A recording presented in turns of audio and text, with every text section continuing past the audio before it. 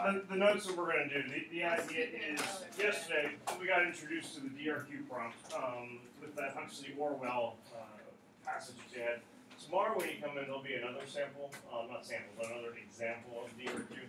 This will be from last year's exam, so I'll say 2018 at the top. So you kind of get one from like I guess a long time ago at this point, versus a new one, just to kind of see some of the ideas that can pop up on it. So tomorrow we'll do a brainstorm. Might have to finish up some of the stuff from today, but we'll do like a brainstorm, kind of like how we did with yesterday. So again, there'll be a prompt, but there's not going to be live paper, so you know everything's going to be safe. But with today, I want to take a look at the way that people, some things to keep in mind when you go about structuring arguments, and then some things to kind of stay away from when you're structuring arguments, because a lot of times the reasoning that people will use in their head makes a whole lot of sense to you, but when it gets put down on paper, there's some issues with the logic that it doesn't quite match up, so you end up with some logical fallacies, which we're trying to avoid at all costs. So that's kind of what we're going to be going on with today. Stuff at the bottom with the reminders, nothing new. For Friday, the Bedford Reader articles, you're not responsible for answering any of the questions that show up in the Bedford Reader, so you're just reading the passage, skip a couple pages, read the next passage. Don't worry about questioning for meaning and further understanding and all that stuff. Just have them read for Friday. We'll do that reading check quiz, 10 points, and then we'll get into some stuff with them. And then on Monday, you got your reading check quiz with Holden Caulfield. So student sections like preppy Friday. Yeah, I'd be like Holden Caulfield. So. I gotta get the hat and the cigarettes. Yeah. I don't suggest that. The hat or the cigarette part? The hat. The red hunting hat would be okay. Thorfield's red, so that'd be fine. Maria, what page you on? Wait. Catch you in the right. You were on 52 yesterday. 96. 98. I'm on 17. Original? Me and Cassidy were reading in study hall, and she didn't really matter because Mr. Trussell kept coming over. You were doing your popcorn reading. Yeah. I would get annoyed with that too. Do you guys do characters? No, he kept coming over and talking to us about the book, and Cassidy would get mad at him. Wait, did your daughter actually say that last night? Yes. She, like, Do you remember? Did you have to do like with PSSA's Study Island? Yeah. It's always like sunny and proficient on Study Island. It's like my family motto. So she was doing Study Island. I was getting stuff ready for dinner, and then she was like, "Who knew analyzing textual evidence in literature could be?" You sound like one of But those she people said the on word Twitter textual that like Yes. fake the source Well, of they're material big saying in something. their elementary school. They call them TDAs. Oh, we did those. Oh, I remember those. Technical. What's this called? Text dependent analysis. Text dependent. Yeah. So the whole idea of like saying textual evidence, all that stuff. It's not easy. Is Tell her to look through It's natural, 600 but I pages. think what happened is for her section that she was doing, like, in groups of 10, you have to get like 80% or whatever. I think it said analyzing, so she like read it and was like, who knew this could be so easy? So, good job, daughter. Good job, daughter. You're the favorite one right now. It was like split. Is she the one that drew the turtle? Yes, she's the turtle She's drawer. really just hitting the nose, like the nail, Yeah. or hammer. I'm tired. Hammer on the nail. It passed for me, man. Phase. I was never in that. I faked like I was in that phase, but I never was. Her teacher from last year, her math favorite teacher that she's ever had, so that's kind of made math her thing, which is fine. All right, so we're going to be taking a look at analyzing argument with some elements here of persuasion. The hope is certainly that a lot of the stuff that kind of gets mentioned on here, I think you're familiar with or you've heard of before. So in hopes it's going to be a little bit of review, but we'll just kind of see how some things go. So there's really three main persuasive strategies. I'm hoping by me saying the first one, you start to pick up on what the other two are. Ethos Pathos. and Geckos. you want a class pet, don't you? Yeah. Yep. You're right. Lothos and Pagos. Second grade, I had geckos as class pet. Except, Addie had to like watch them over Christmas. Yeah. That was not fun. I didn't want them for 2 weeks. Little crickets and all that stuff. So you got ethos, you have pathos, and then you have logos. So ethos, you're looking at appeal to speaker's credibility for the most part.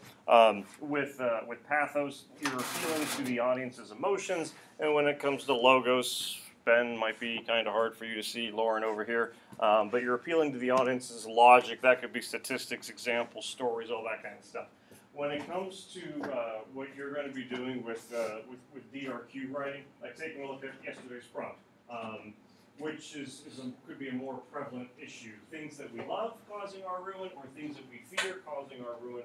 Thank you. We were coming up with specific examples. You know, iPhones, technology, addictions, things like that. That would all be going into the logos. You're appealing to the reader's logic. Logos is really for us when it comes to you constructing arguments. That's going to be the backbone of what it is that you're trying to do.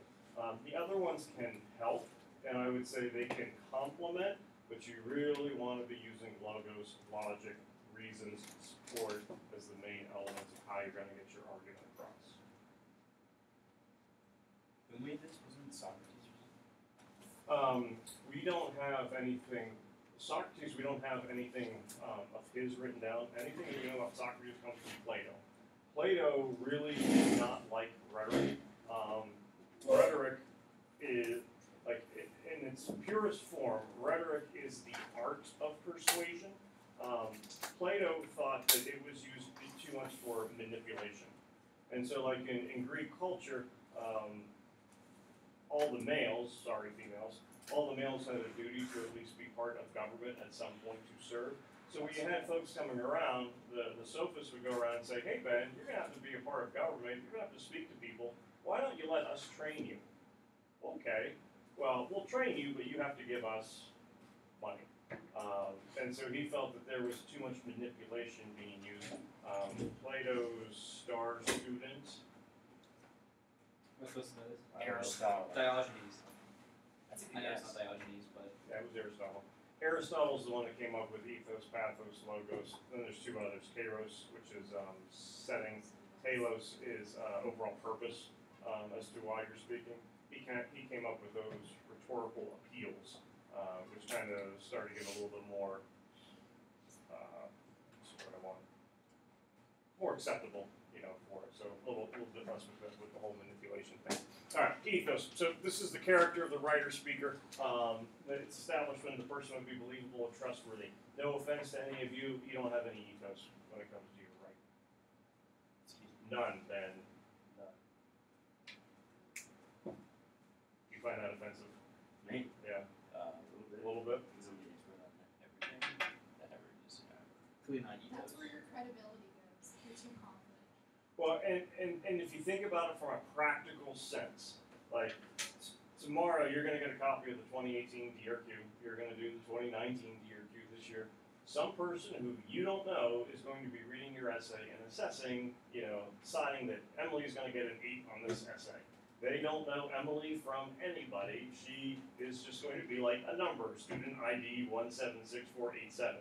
So they're not going to go, oh, I know this person. This is Emily. She did good with her DRQs all throughout Mr. Kane's class. She knows what she's writing about. This will be fine. Nor will they go, oh, this is self-absorbed Ben Swayze. He was president in 6th grade. Who cares? And therefore hurt you with it because they have no idea who you are. So from the grading standpoint, literally you have nothing. Now, you could argue that, well, when Mr. Kane reads my TWA in April, you'll know the good stuff that I've done, give me benefit of the doubt. No, probably not. But from the AP exam standpoint, you don't have any credibility because they don't know who you are. So it's not going to help you, but at the same time, it's not going to hurt you. They're not going to go, oh, there's Kate. Boy, she wore those bell bottoms last year, 2 years ago. Last year. You have the date like in your head too. It was like April or something. It was like, I don't know, like 124. That's oddly specific. Because it was right before my show. So That is That's strangely sweet. specific. So the ethos, the credibility, it's not really being created by the prose or by the writing itself. You could argue that maybe if you include a lot of good evidence and whatnot, that you might be able to kind of build up the credibility, but the words themselves aren't going to create ethos. Keep in mind, anytime you're certainly doing DRQ, TWA, it's not expected that you're going to have statistics and very specific facts coming right off the top of your head. Maybe it'll be something that's in your wheelhouse a little bit that you already are aware of, so you can include some statistic information or some specific dates like March 24th, 2018 and all that stuff. but most of it is going to probably be more ideas themselves. So ethos is established by impressions or knowledge, and again, previous impressions or knowledge. And when it comes to you as a writer, not meant to be cynical by anything, you're just not really going to have it when it comes to AP exam. Pathos is going to be the field of the emotions of the reader or listener. This one can be a little bit tricky because you're relying on audience participation. So you've been in situations where someone tells a joke and there's no laughter whatsoever. The hoped for, the anticipated reaction never happened when you just have crickets making sounds or something like that.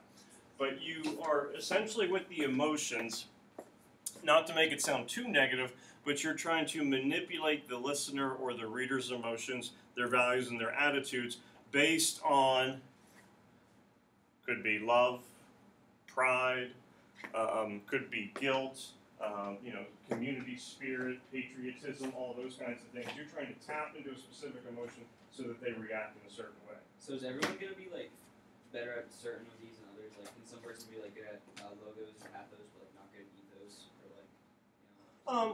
Well, the one that you are in most control of is going to be logos. So far as like the logical reasoning, there are certainly some people who are good at eliciting certain emotions from other people.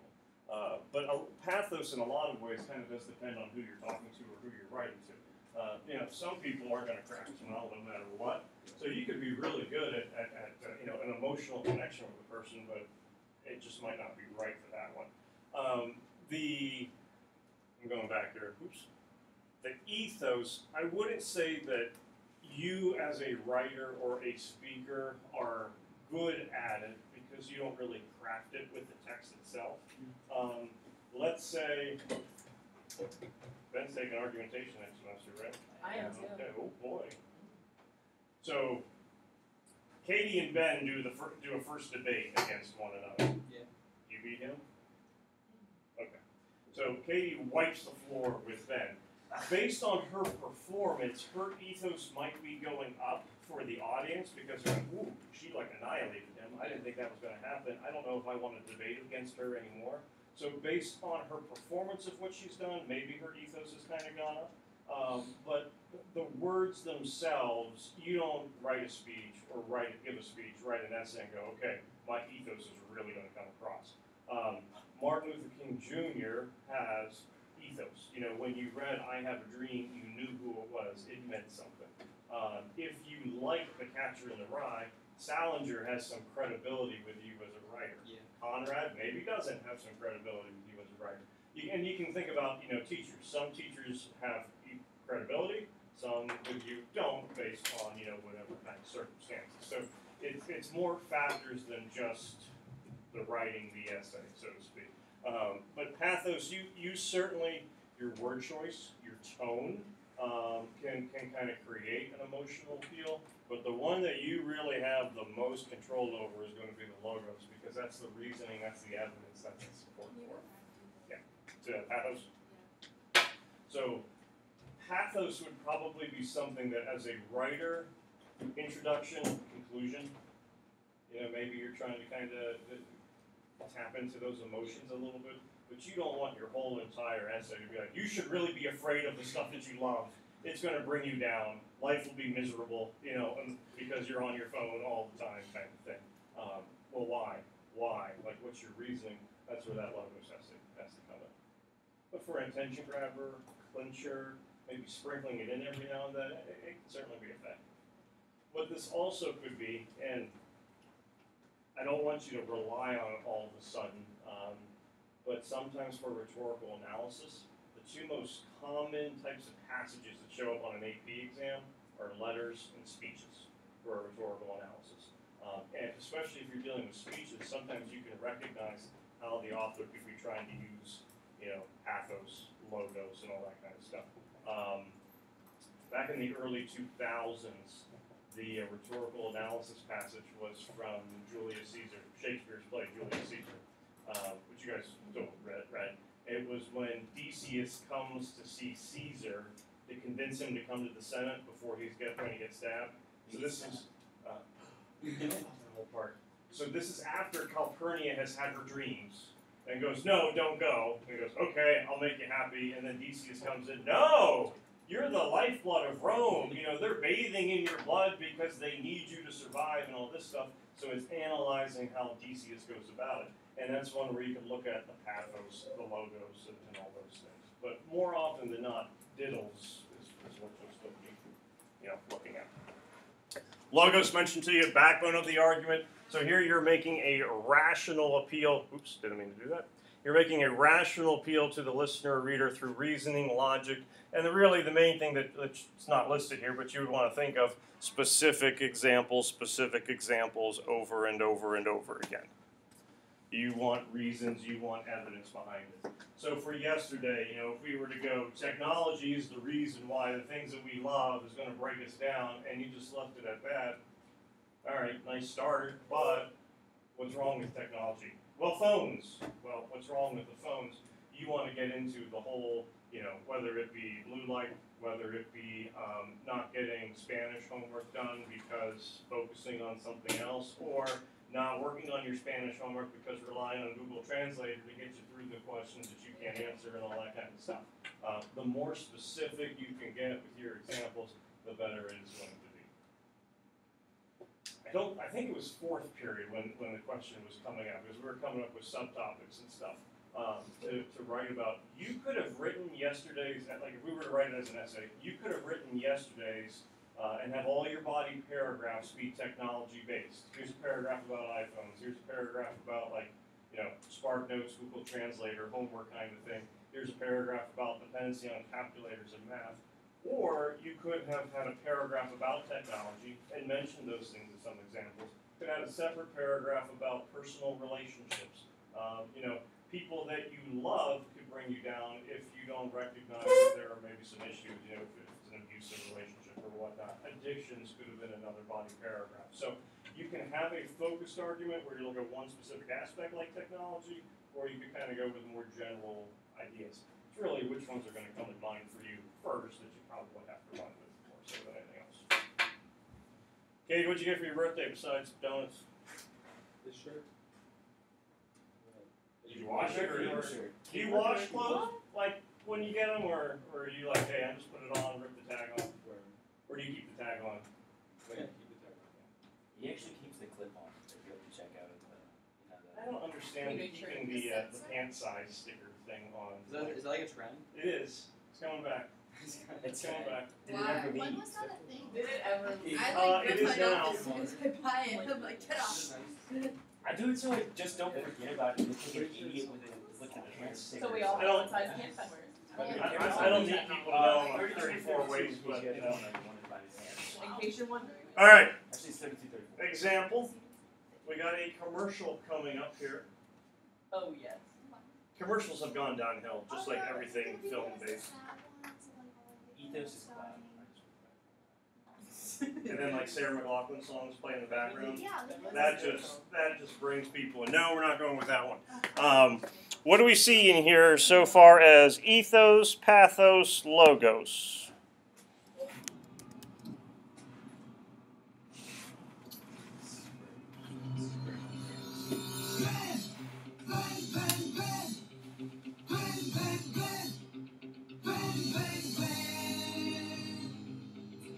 Lives the man going to work. Got his tie, got ambition. Middleman, it's wonders right in his grasp. It's a dream he will never let die. Cause the man of the hour, he's the king of his cue. Status quo reports and finally met their rival. Burning the candle in both ends on his way to the top. He knows one day he just could become supervisor. Starbucks double shot espresso drink. Bring on the day. Roy.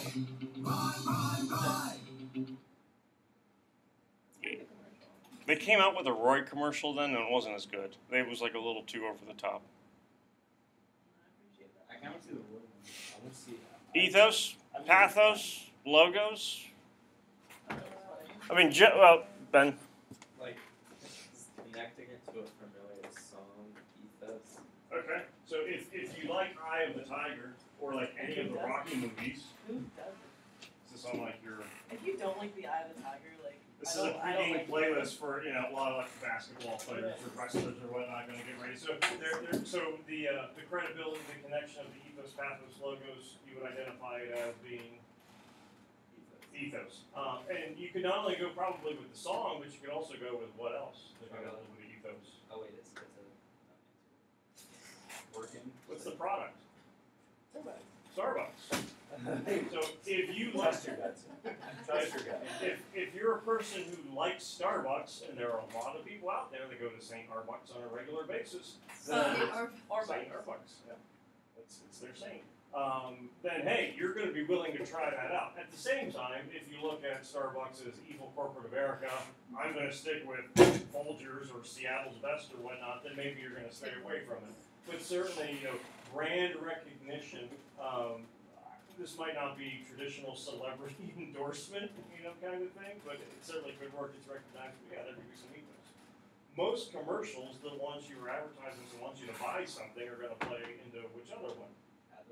There's going to be a lot of emotional appeal. What would the emotional appeal kind of be with this one?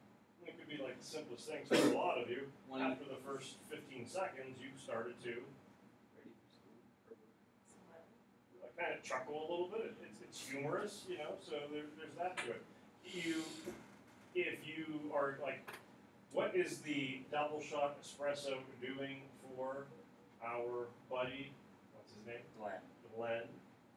It's getting him bring on the day. So, first periods of drag, getting ready here, all this kind of stuff. There could be a little bit of emotional connection. Yeah, I feel that too. You know what? Double shot espresso, here I come, bring on the day. Let's do a TWA, Mr. Kane. Knock it out. So a lot of commercials, advertisements, you're going to have that pathos. No, let's not. Okay. Any logic with it? Any logos? Would that be like nutritional value? That Or the lack thereof? Yeah. I mean, if you had something like a V8 drink or whatnot, they probably would be playing into that a little bit. Pepsi, Coke, Starbucks, probably not are going to be, going into that quite so much. So be water, hey, we don't have all the carbs and things that other things do. Logos, maybe the idea that a little pick me up in the morning would be a good thing, a little shot of caffeine, but yeah, it's going to be more of a pathos. But I think that ethos, the credibility with the product certainly would be there, and then also with the song, with the band. Penguins are black and white. Some old TV shows are black and white. Therefore, some penguins are old TV shows. Might not be good or correct, but it's a logical appeal that is taking place. There is some reasoning. We have a little transitive property kind of thing going on here at this point. Penguin logic, not so good. So, maybe a 2 on the AP for that one. But there's at least an attempt here going on with a logical appeal. And then... I heard he actually said that. Who am I to argue? Yeah. Every time I open a $5 bill, Yeah. that's what it says. Dictation. Wait, no, he said that. Who's saying it? Lincoln. Honest Abe, President Lincoln, you go, Honest Abe, he would never tell a lie, therefore it must be true. The words themselves, as you were kind of talking about, can you create this stuff? Those words are not creating ethos. If it's coming from him, okay, people will go, there's some ethos. Yeah. If it's coming from Stalin, unless you're Jesse, there's not going to be a whole lot of ethos that's coming Jesse along. Bravo? Yeah. Of course. But it's more from the source more often than not. Now, so that doesn't mean that a person could have credibility and give you bad information. And you could get good information from somebody else, but you discount it. You and I are talking about the math class that you should take next year. You could be completely discounting what I have to say because I don't teach math. Mrs. Kane could tell you the same exact thing. You go, oh, thanks, that's so useful. Well, that's what I told you. Yeah, but she's my math teacher. The ethos, the credibility would have more to do with that. Parents could give you great advice, and you could discount it because they're your parents, kind of thing. So, like, a lot of times with coaching, with Addie's softball game, or, practice, I'll tell her stuff, but then I'll go one of the other coaches, tell her this, so that she's not hearing it from me over and over and over again. Kind of thing. Now, what we do have is I want to go over, it's not a ton, but I want to go over some logical fallacies that take place where in your mind you're making a logical appeal, you're giving reason, you're giving evidence, but there's actually a flaw, there is a break, an interruption in the logic of actually working. So one of them, a common one, pretty easy to understand here, is going to be a hasty generalization, where you make a generalization on the basis of an inadequate sample of evidence. So, you're writing an essay about, we'll go back to the Huxley Orwell one, things that we love could ruin us. Something that we love that could ruin us, non-technology based. I want to get away from that. Candy. I was thinking candy. What'd you say? Love ruins you. You know what? That's a good one. Let's go with that one. So, things like, and you're talking personal relationships Yeah. so far as love. So, random student, not going to pick names here or whatever, is coming out of a bad relationship. Okay, so it's just like broken off and emotional and whatnot. So, student writes about this. This was the person who I thought I loved, I thought it was going to last, and yada yada yada, and it ended up not working. It made things harder. That's how things that we love can absolutely ruin us. If the only example you have is based from something that just occurred, you really only have one piece of evidence, one sample size, it's not enough then to make that general statement. Now, if, and obviously things are going to vary from person to person, if you have had repeated failures, not just like with, emotional connection relationships, but you've been in situations where multiple people have let you down, and you go with example A, B, C, D, E, okay, now we start to understand there is a trend going on, within that person where that argument would make a little bit more sense. But if you have, here's my one example as to why this is the case, one example in itself is not enough. But if you're coming off of a heartbreaking relationship, that can be a dominating example that you're only thinking about, that you want to have a larger sample size to it. It can also kind of be like anecdotal evidence in a way. Say you're disagreeing with the idea that cigarettes could kill you. Well, my, Aunt Sally lived to be 98. She smoked 2 packs a day. She got hit by a truck. It wasn't cigarettes that killed her. It was something else. A terrible way to go. A 98-year-old getting hit by a truck? That's pretty brutal. It is. Two drivers. What was brutal was me bullying Mr. Timko this morning. That was brutal. What'd you say? Tell the story. No, on the court. Yeah, but yeah. Oh. Mr. Timko? The guy who's like 6'4". Yeah. Of all the males in the English department, I am the shortest. That's not. That's Yeah, Mr. Hyle. Mr. Howe's huge. Yeah. Yeah, but you would think like Mr. Franks I would be taller than. Nope. I'm not. Mr. Frank isn't that short. Do you notice that when you play basketball? You're like, wow, I'm shorter than him. No, like a couple of years ago, we measured like everyone, Did you like go up to a door? Who all All your. I was like Mrs. Burns, and then Dude, I'm sure she can dunk. Who all? I Yeah. am almost positive. She's almost as Case, tall as I am. I'm ignoring you so that we can move on through all this stuff. This was something that you could make a hasty generalization at the beginning of the school year. That first day was terrible. This year will be the worst year of my life. Now, sometimes a hasty generalization can be correct. Case in point, that one up on the board. But that first day of school isn't necessarily a large enough sample size to prove the keyword validity of the argument. So hasty generalization certainly would be one. False cause. You see this with like politics all the time. Basically, you're assuming that one event caused another just because it came before it, just because it preceded it. So the water pipe in my garage exploded the week after I sold my house. I guess my house didn't like being sold.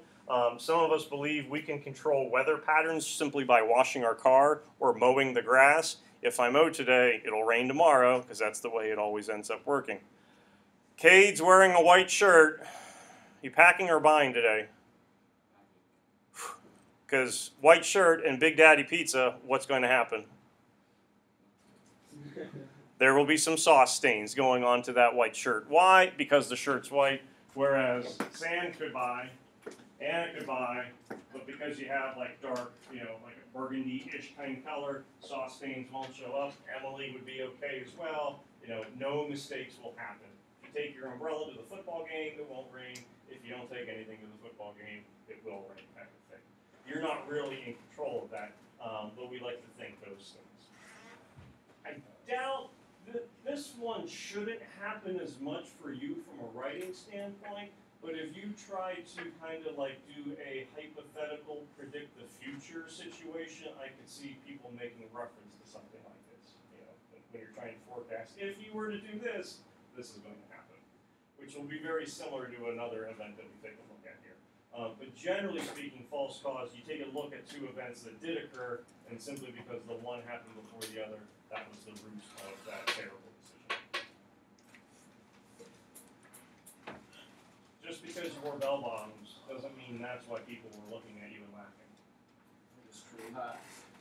Could have been something else. Could have been the bell bottoms. Slippery slope. And this is kind of like false cause, but this is one where you really are predicting the future. Think of the DirecTV commercials. Oh, if you do this, Those then are do this, so and funny. this, then do this. Slippery slope. Armageddon is coming. You know, the apocalypse has arrived, you know, kind of thing. If you order cable, you'll end up, you know, being mugged and left in a roadside ditch. I think was the one.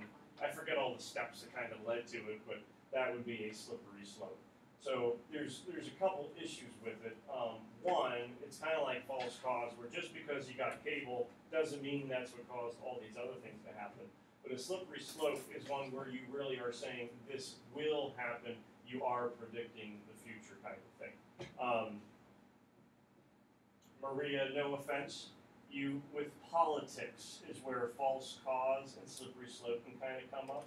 And there are some politically charged prompts that have shown up over the course of the years. So, and just because, you know, comments that you were making at the end of yesterday, sometimes people would go, well, if we were to elect another Republican or another Democrat or something like that, then gas prices will go up, there's going to be more civil unrest, you know, yada, yada, yada. That's when you kind of have to watch out for those things. I don't think with the stuff that we were looking at yesterday that this would necessarily be the case. You could say that you could come up with a little bit of false cause, maybe for things that we love, causing ruin to us if you're, you know, kind of cynical about certain aspects of things. But sometimes there will be some politically charged arguments. There hasn't been anything such as abortion rights. There hasn't been anything about like standing for the Pledge of Allegiance or kneeling before football games. But there have certainly been some questions over the years where it's understandable how political ideas could come across, which in itself is not a bad thing, but I do think that when you get into those beliefs, that's probably when some logical fallacies are more likely to take place.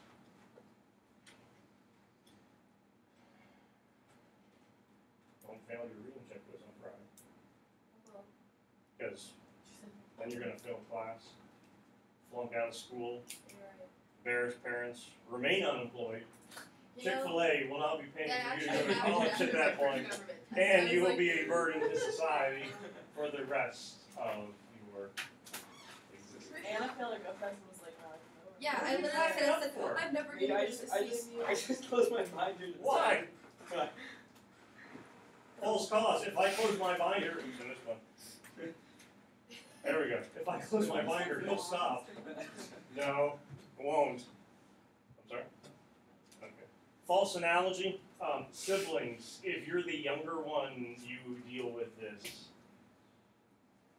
Sorry. You're right. He's actually Yeah, I was looking at her. There aren't any other wells that Actually, no, you're you're the last one.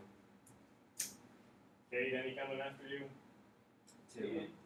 Not Aiden. I'm a neighbor. No, forget. I don't. There's two Emma? sisters. Emma A neighbor. Yeah. Your sister ran into me in the hallway. She like ran. The first time I saw Emma in the What hallway, I grade was so what grade are shook. they? Freshman and like Emma's third. a freshman in Hebrews and stuff. I thought we were gonna say 10th, like, oh, two, like, there's 3 of you in the building, that would be Kate troubling. forgot about all of them. False analogy, just because 2 entities share one similarity doesn't mean they're the same across the board. So siblings, this can work so far as last name, you know, genes, traits, all that kind of stuff where, oh, there's another Wells, well, she's gonna be flipping her hair all the time, because that's what Jack always did. Or, can't think of anything about Hannah right now.